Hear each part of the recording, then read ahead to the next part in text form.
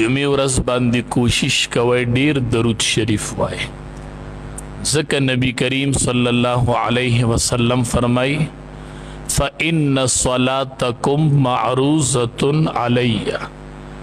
ستاسو درود شریف د جمعې په ورځ په ما پیش کیږي. د بعثت او د الله د طرف نه چې رسول را لیږلی شي او دی د هغې پهلو د چې محمد رسول الله، محمد زوی د عبدالله، دی نسبی تعارف دی. او چې کله د پیغمبرۍ تعارف کوي نو محمد رسول الله، محمد د الله رسول.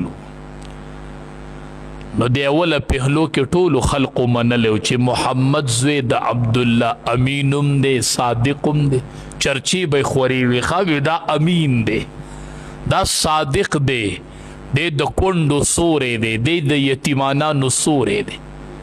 د بیمار تپوس لبتو رشتہ دار سره به رشتہ داری پالله، د کونډو تپوس پې کو، د یتیمانانو تپوس پې کو ښه چې ته به که نه بازار ته به وتو تپوس پې کو تاسو له خو سره وړه نه غواړي چې راوړم، تاسو له خو سره وړه نه غواړي چې راوړم، تاسو له خو سره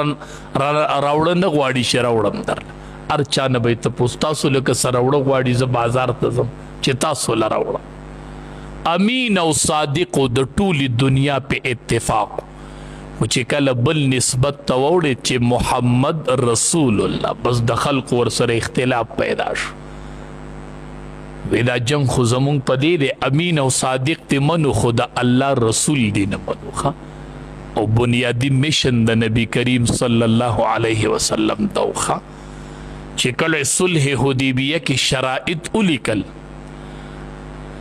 شرائط وی شو نو کت آخر کې ولیکل شو هذا ما قاضى علیه محمد رسول الله، دا اغه لیک دی اغه عهدنامه ده چې په دې فیصله وکړله محمد د الله رسول.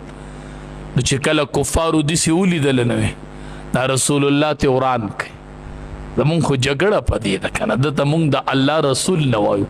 دلته ولیکئ محمد زوی د عبدالله ولیکئ، محمد رسول الله به نه لیکئ، ویلا ته وران کوي. نبی کریم صلی الله علیه وسلم علی رضی الله تعالی عنہ ته وی علی دا ته وران ایبا بس محمد زوی د عبدالله ولیکئ، ایبا ما پیجنګلی کیږي. علی رضی الله تعالی عنہ ورته وی د الله حبیبه چې ما کې سای کنه نو زما ګوتې به دا وران نه کي چې محمد رسول الله دی، زه خدا نه ورانم، زما ګوتې به رسول الله وران نه کي ستا د نوم نه، چرې دا نه ورانو. د صحابو سمه مضبوطه مینه وه، سمه مضبوطه مینه وه، وی دا زه نه ورانو. نبی کریم صلی الله علیه وسلم په خپله باندې هغه ورانول شروع کړو او رسول الله ته وران کوي به محمد زوی د عبدالله ولیکئ، ایبه چې دا عهد نه ورانیږي، دا صلح نه ورانیږي.